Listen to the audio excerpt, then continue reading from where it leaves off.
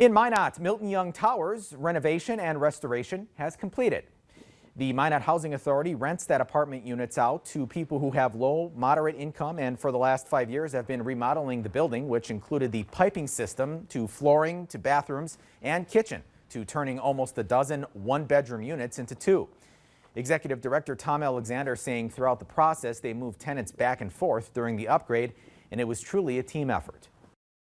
We didn't have one tenant complaint, which is unheard of, and we only had one person move outside of Milton Young Towers just due to the noise. Now, the Housing Authority is looking to fill the 15% vacancy currently in the tower for eligible housing seekers.